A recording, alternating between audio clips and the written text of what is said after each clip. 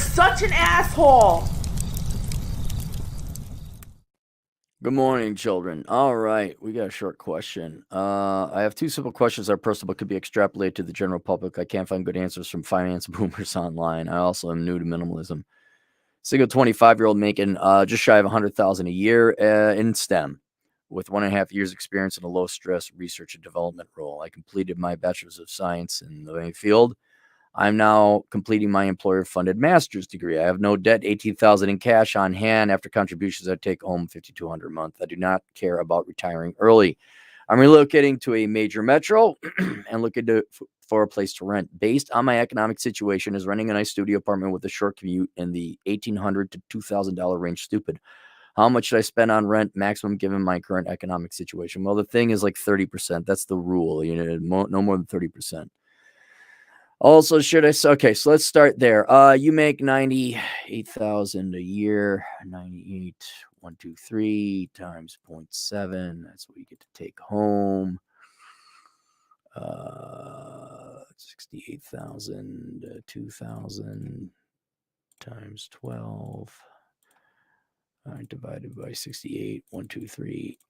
Yeah, you're within that range. you can afford it. It might be a little bit on the high side, but this is what I'm going to explain. This is the whole point about the video. After you make enough money, like you're making near six figures, all right? Let's just say six figures. Your time is starting to become so valuable that you should not be dicking around with commuting. Right? And this doesn't even factor in the health benefits and the quality of life benefits and the freedom benefits of having an extra 2 hours a day and not dealing with the traffic or commute factor. And this is just economically speaking.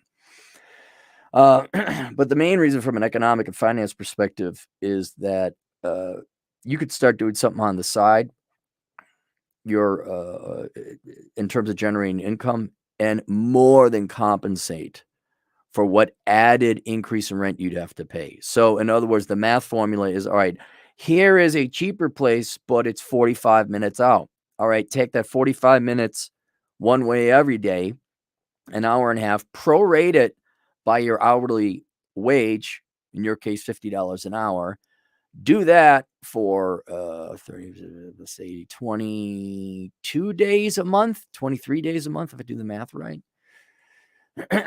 And then if you were to add that income, would it be more than the rent that's 5 minutes away? And usually it is at that rate. It all depends on your hourly rate. But then you throw in the non-financial things, less stress, better health, more time to work out. It's a no-brainer. I absolutely would pay to be closer. Absolutely. Because the commute, that's one of the most toxic, horrible things ever. Horrible. I'm surprised you have to commute and go to an office.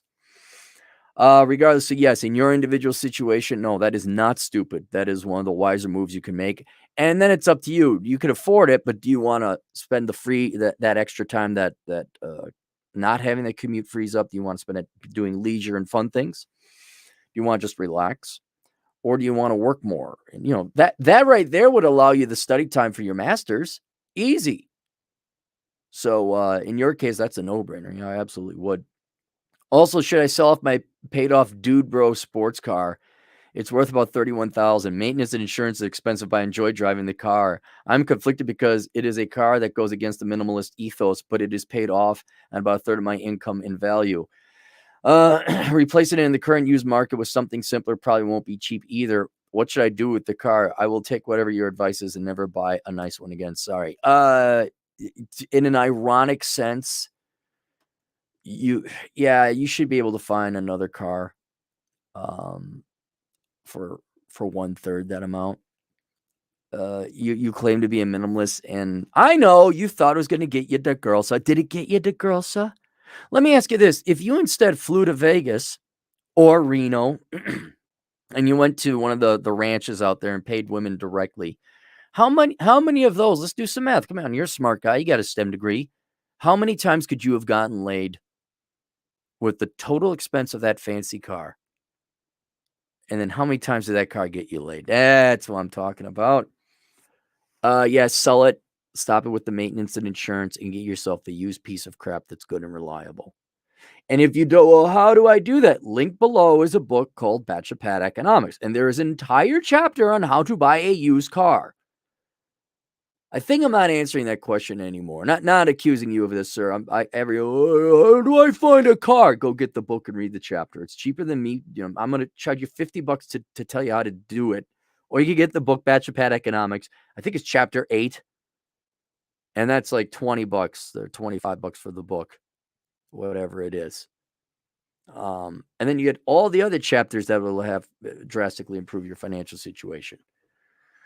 What should I do with the car? Get rid of it. Make sure you get a good price for it because it's paid off. And then but find yourself a good used car with air conditioning.